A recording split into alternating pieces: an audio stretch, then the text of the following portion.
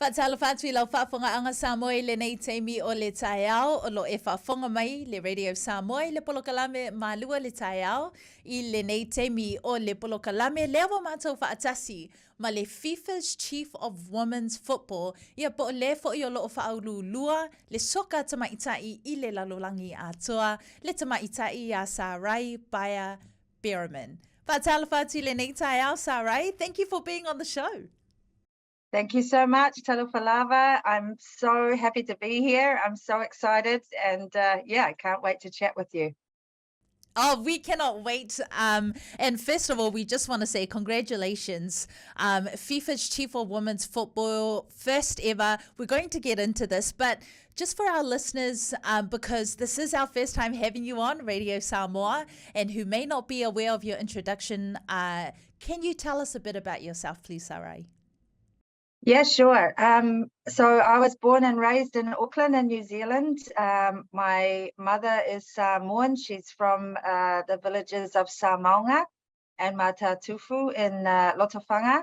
And my father is Dutch. He's from the Netherlands. And I was raised with three brothers. I've always been into sports. My first love, which I don't say so often now, was actually rugby. What? And yeah. Well, growing up in New Zealand, you know, everybody wanted to be an All Black, and it is a crazy popular sport in New Zealand.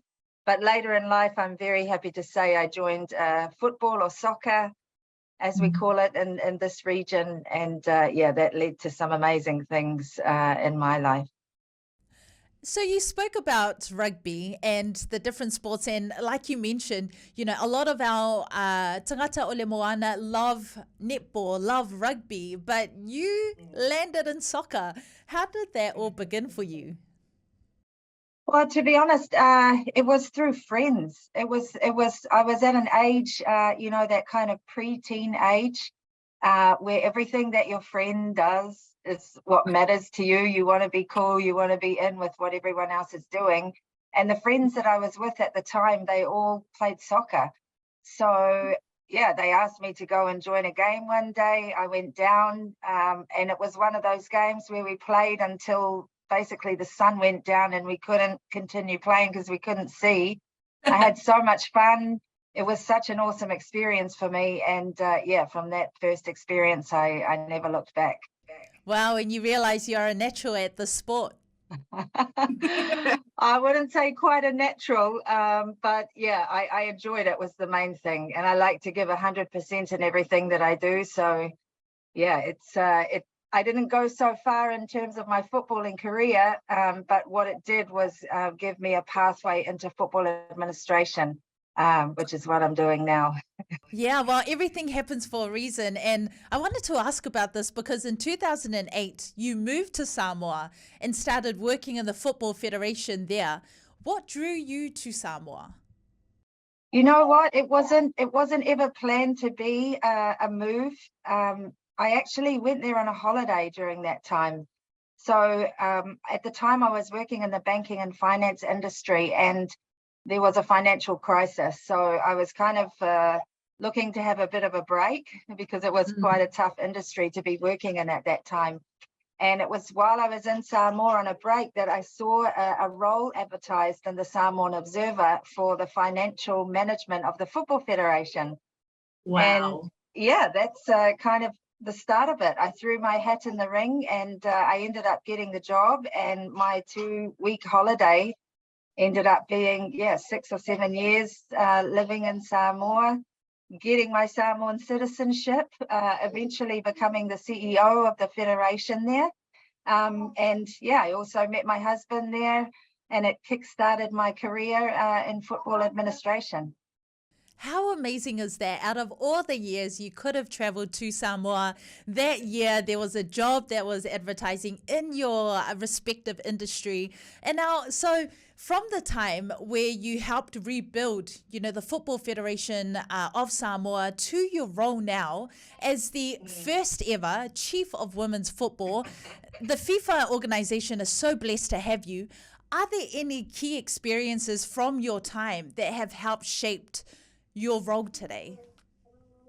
Yeah, absolutely. I think those years in Samoa for me were probably the most formative years of my life from a career perspective.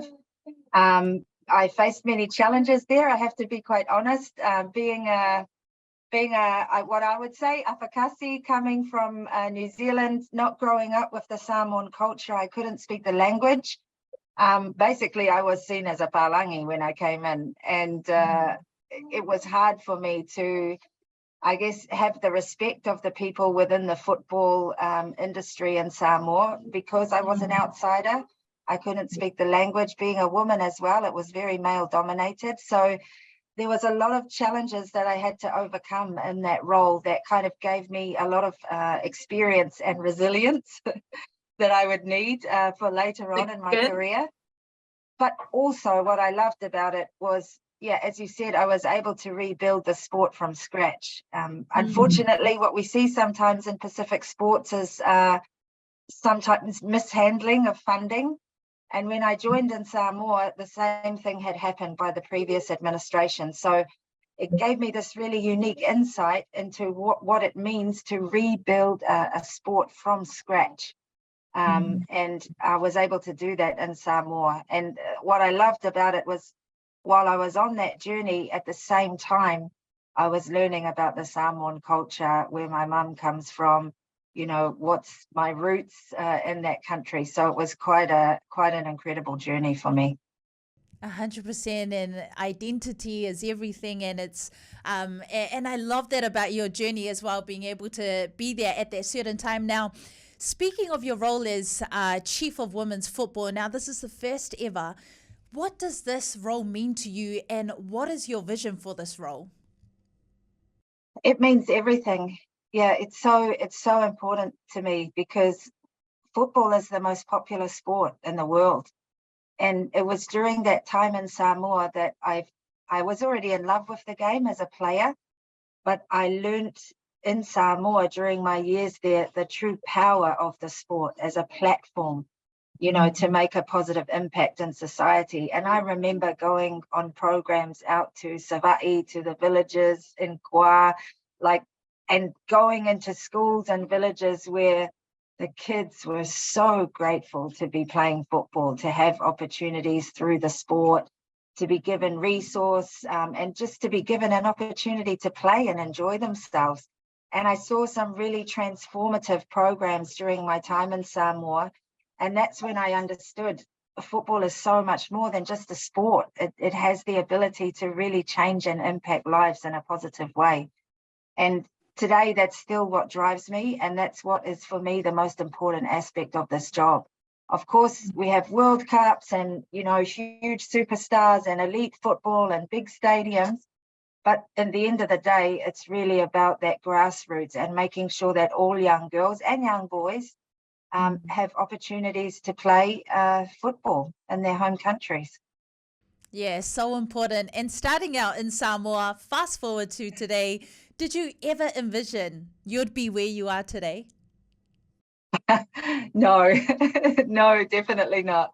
I think even when I joined in Samoa, you know, I joined as a finance manager. I never thought at that point I would become the CEO, let alone one day end up in the halls of FIFA, living in Zurich in Switzerland and, you know, overseeing World Cups. And what's crazy about that is that FIFA has 211 member countries around the world. So it's really my job to develop football in each one of those. And I remember the first day I arrived in my job, in my office in Switzerland, there's a huge world map on the wall. And I remember distinctly sitting there and looking at that map and seeing all the different countries that are our members. You know, it's my role to support. And I thought to myself at that point, oh, this is a long way away from Samoa, Yeah. where I started. Wow, that's amazing. 211. And so, speaking of, right now, we're a few days away from the FIFA tournament, the women's tournament, and it's the biggest ever tournament that New Zealand has ever hosted. Dare I ask, but how are the preparations going? It's going well. We're now 7 days until the opening match.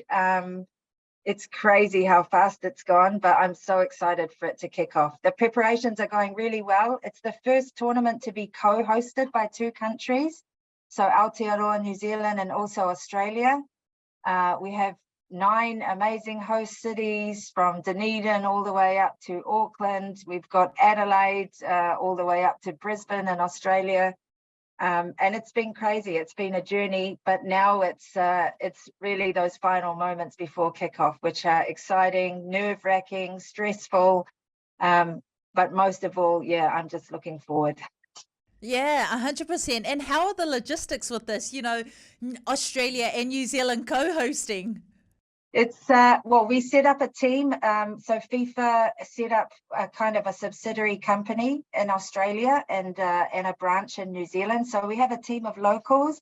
I'm happy to say we've got a lot of Pacific Islanders working on this Women's World Cup, and we even have a program where we're bringing a lot of our team over from Oceania, the different islands there, to support.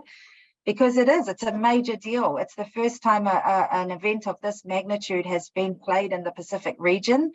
And it is huge. I mean, just to give you an indicator, we're expecting 1.5 million people to fill up the stadiums across the 2 countries.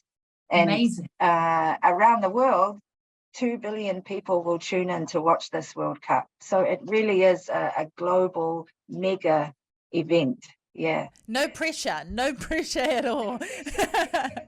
Oh, no, that's very exciting, Sarai, and we really appreciate your time. But before we do let you go, it's so important for our people to see our people doing amazing, you know, breaking glass ceilings, smashing through these different accolades and achievements that they have. So for anyone who is listening right now, what is an advice or something or an encouragement that you'd like to share with them?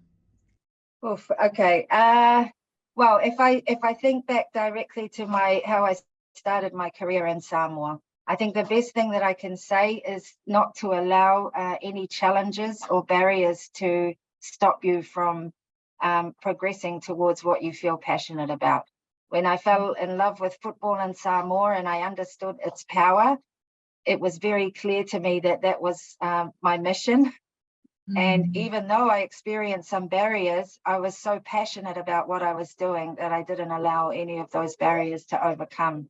So I guess my advice would be, you know, if you feel strongly about something, persevere, find ways around it, and just give 100% to everything you're doing. Be prepared, be knowledgeable, and use your passion to drive you. So good. And last question, for those who aren't aware, Sarai's brother is also Eugene, who is an amazing coach, a UFC coach, one of the top coaches here in New Zealand for this large sport, and is the coach for Israel Adesanya as well. Your dad is also a soccer coach as well. Is there friendly competition in the family to see what sport is the best?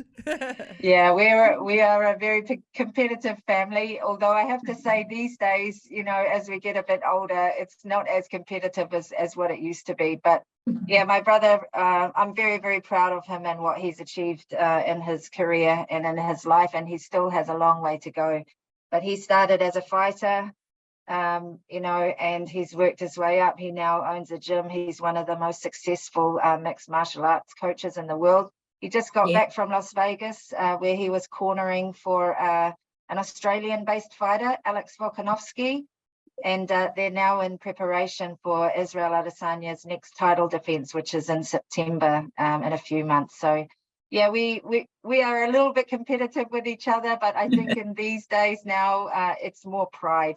You know, we're both proud of each other and what we've achieved. And yeah, I'm my brother's biggest fan.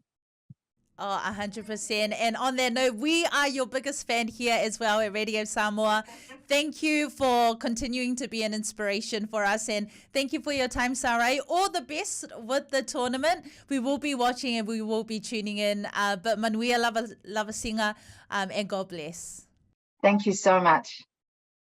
Thank you, Sarai. Whaatala nama Sarai Bareman.